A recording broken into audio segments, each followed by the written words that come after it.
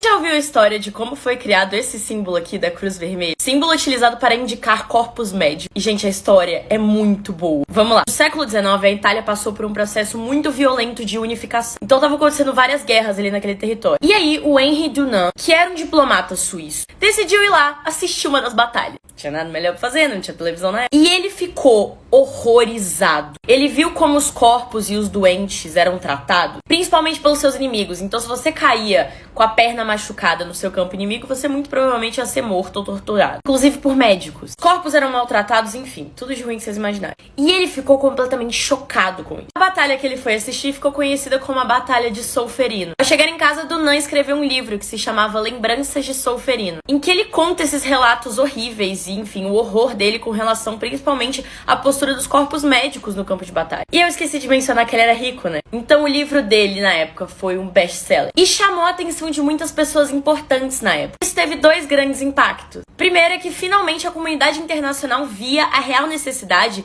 do corpo médico ser neutro em batalha. Então não importa se o cara é do outro lado, não importa se o cara é do seu lado, não importa se o cara é um civil. Você tem que cuidar dele, você é médico. Não, isso nem sempre foi senso comum. Foi uma coisa que foi criada nessa época. Então não importava o uniforme que o cara tava. Tinha que existir um corpo médico que fosse neutro. E para representar esse corpo médico, eles precisavam de um símbolo. E lembra que eu falei que o Dunant era suíço?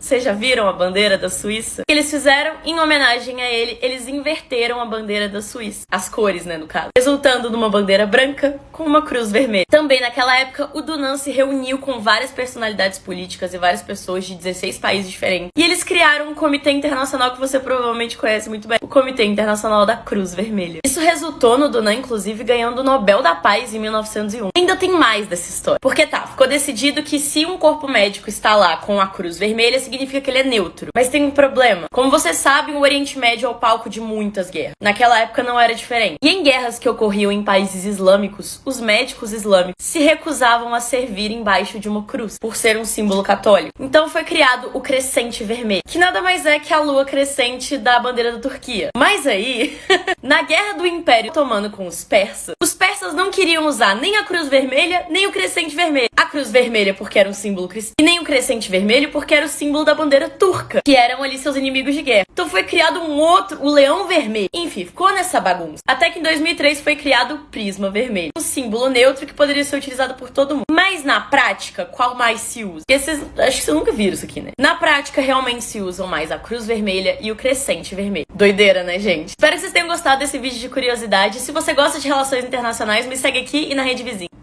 Beijo!